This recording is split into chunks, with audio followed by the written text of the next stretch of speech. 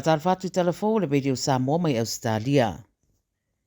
O whairoa na Minister o vai whafo Ausetalia o Penny Wong i le Minister o vai whafo Saina e whaatatania pēr Ausetalia ni singa yo inga whaopopo mai Beijing e whaatatau i sāpo o tapula a o tuuina i rungo whatawa inga au whaatupula i a pēr whesiri pēr whaamata na o whaatulanga mai e Saina ni tūranga sao mo se asia singa ato ar pare mia Ausetalia i Saina i le tausanga nei. Sa whairua i wang ma le sui leo le vai whafo Saina au whanga solo ai le whonutanga o Minister o vai whafo Asia i Sasae leo lo whai e Jakarta.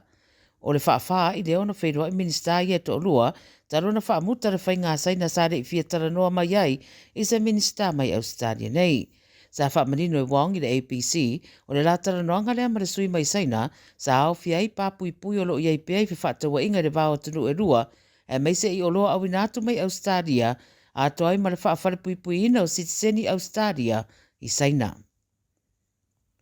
O Michelle Pollock, leo o whiriwhiria e vea ma ko vana lo naiva mo le whaltupe o le Reserve Bank of Australia e sui tūranga e ko vana sai ai Philip Lowe. O le urua i tamai tai fo i leo o umia sea tūranga ta lona whaavai na mai lea wharetupe Australia e tūsanga e whepsarau di masfuruiva. Sa no le paramia Anthony Albanese, le anga waa o Pollock i lea tō whinga wawalata fo i le fastful tūsanga o lana au unanga i le wharetupe o ia fo i sa avea masui ko vana i le olo o iei nei. Whamairu te utupe o le tunu o Jim Chalmers o le tō whia o Pollock wa tu whata seilo na tō mai le umi na iai le ngā ruenga ma le sila fia i le whataunu wina o le ngā ruenga e le i whaingo fia foi le whainga whai unga. O le masina lau se tema e amatai aloa ia i lona tō whinga fau.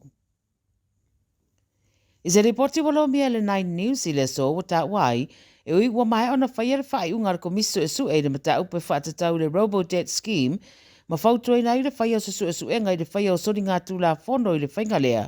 Au lo wha wau peona tuturi doa i le Centrelink, tangata Ausetalia i alatou ai Tala Fou. E iwa se lau iwa se fulu i tū lau o le lipote le Royal Commission sa tuina atu i le malo e tusawa a fianga o lea whainga pe i taiwa mori mauta ngata o loo tuluturi roa pea lava i latou i le Centrelink mai ai Tala Fou mai lea fuafuanga. O le mori maua tangata ua whaamatala i le 9 News wa le mawhaio na minoi nei to ai ngā ai Tala Fou mai tawiri lava i le Centrelink to e titi maasina uma mo whetuna inga ua ua le au le whaasoa a olo o tuluturi roa pea le ofisa lea pei meni o ia tupe.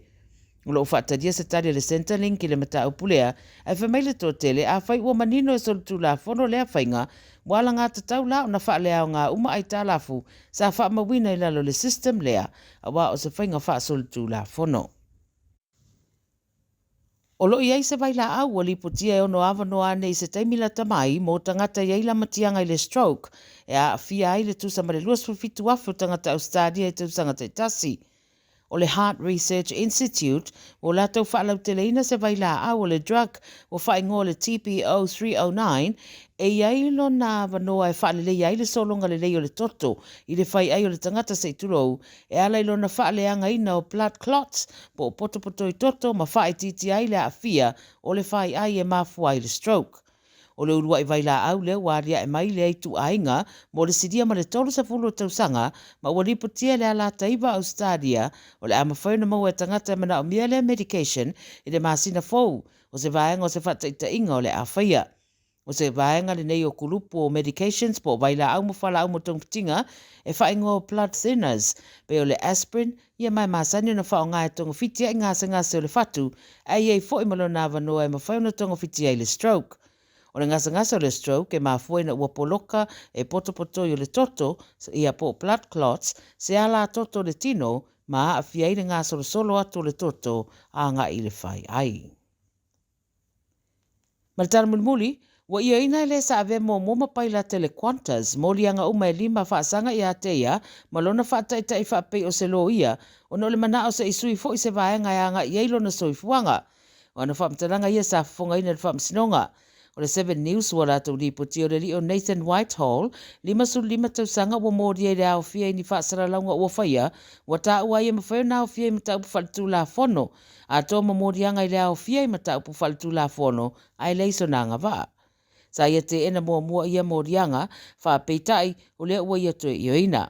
O le vasa nei lau ua whaeloa i le whaamsinonga, wha afe 5 se lau le sara tupe, Ma le tausanga e tasi o le amata e tui naila na mio I lalo le tula fono. Pa mai le ripoti le mai o le sidia ma le 2 tausanga na ngalue ai I a Whitehall o se pailate le Qantas sa whaingaruenga I se ofisa I Newcastle ma ia moli mawina I le saininga o le tele o wili a ainga a o whataitai whape o I o se loia. Sa tula I fo I e whai masui o se tamaitai I le whamasinonga I Belmont I le lua afe lua se fulu. Mai lona whamasinonga na tula I lawa fo I e whai mo na sui. Ma ia whamatalai le whamasinonga I leise me o benefiti a ia, mai mata upu ia whalitu la fono, a olo ia fia fsoswani na ia na womanisi la tau te ngāru e whatasi. Whai mai le whamasino, o ana sori ngā tū la fono e whatulanga I le vaenga o ngā tonu o sori ngā tū la fono, a ole tu e papole ai, e fōringa I le o saramo lea li ilea, ila na ngā yoinga na whai.